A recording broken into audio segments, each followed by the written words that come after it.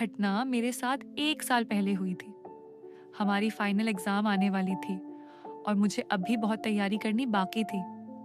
आम तौर पर हमारे स्कूल की लाइब्रेरी शाम 5 बजे तक बंद हो जाती थी, लेकिन एग्ज़ाम्स की वजह से स्कूल ने फैसला किया कि लाइब्रेरी को आधी रात तक खुला रखा जाएगा, ताकि अगर बच्चे चाहें तो वहीं रुककर पढ़ाई कर सकें और परीक्षा की तैयारी कर सकें। मेरा घर स्कूल से ज़्यादा दूर नहीं था, इसलिए घर पर पढ़ने के बजाय मैं शांत और सुकून भरी लाइब्रेरी में पढ़ना पसंद करती थी और ज़्यादातर वहीं तैयारी करती थी।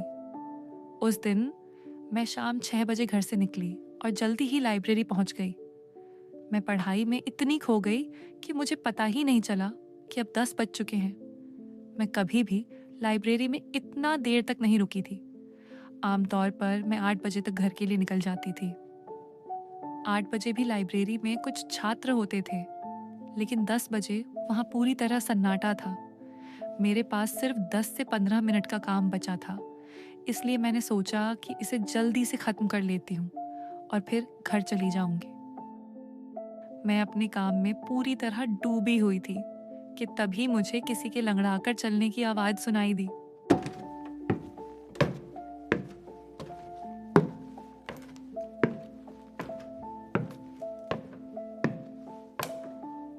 मैंने तुरंत अपनी किताबें उठाईं और लाइब्रेरी से बाहर भागी।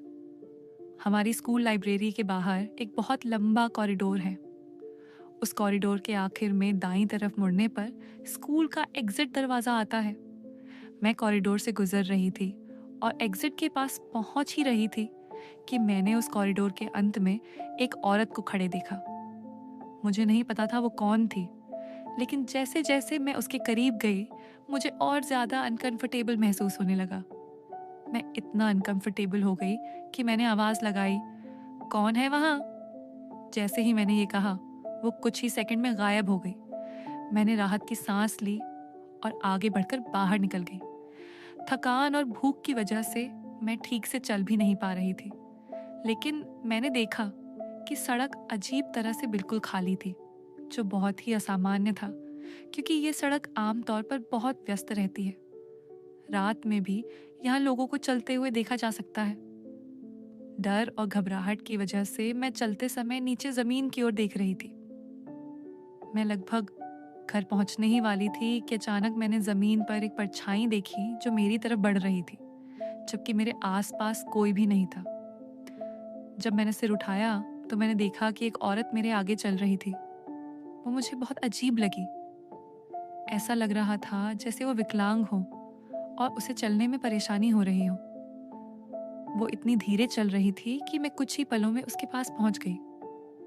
अब मैं उसके इतना करीब थी कि मैं उसे साफ देख सकती थी। उसने फटे पुराने गंदे कपड़े पहने हुए थे और उसके हाथ पैर मुड़े हुए थे।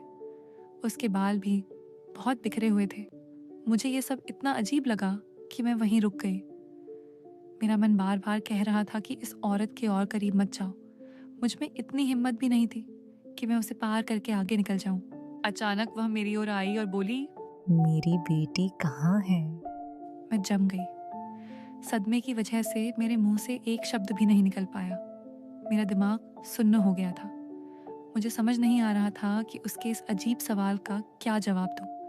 डर के मारे मैंने उस औरत को बहुत दूर की ओर इशारा कर दिया। वहाँ। मैं बस चाहती थी कि वो चली जाए। वो लंगड़ाते हुए उस दिशा में चली गई जहाँ मैंने इशारा किया था, और वो इतनी दूर चली गई कि मुझे दिखाई देना बंद हो गई। मुझे डर था कि वो फिर से मेरे सामने आ सकती है, इसीलिए मैं जितना तेज भाग सकती थी भागी। उस समय मेरा दिमाग किसी और चीज के बारे में सोच ही नहीं पा रहा था। बस किसी को ढूंढना चाहती थी जो मेरी मदद कर सके। कोई गाड़ी, कोई इंसान, कोई भी। तभी उसी पल मैंने दूर से उस औरत की चीख सुनी। वो यहाँ नहीं है? उसके बाद मुझे कुछ याद नहीं। जब मुझे होश आया तो पता चला कि मेरे पड़ोसी ने मुझे सड़क पर बेहोश पड़ा हुआ पाया और मुझे घर ले आए। मुझे उनसे ये भी पता चला कि 1998 में रीना नाम की 32 साल की एक औरत थी। उसकी एक 10 साल की बेटी थी जो सेम स्कूल में पढ़ती थी। एक दिन अपने दोस्तों के साथ खेलते समय उसका एक्सीडेंट हो गया और उसकी मौत हो गई। रीना अपनी बेटी को खोने का दुख सह नहीं पाई, उसने आत्महत्या कर ली। उसके बाद से रीना की आत्मा को स्कूल और उसके आसपास के इलाकों में भटकते हुए देखा गया, अपनी खोई हुई बेटी को ढूंढते हुए। वो आज भी भटक रही है, इस उम्मीद में कि एक दिन वो अपनी बेटी से फिर मिल पाएगी। उम्मीद है आपको ये कहानी पसंद आई होगी। कृपया मेरे चैनल को सब्सक्राइब करना मत भूलना और कमेंट ज़रूर करना। मैं आपसे फिर मिलूंगी एक और डरावनी कहानी के साथ।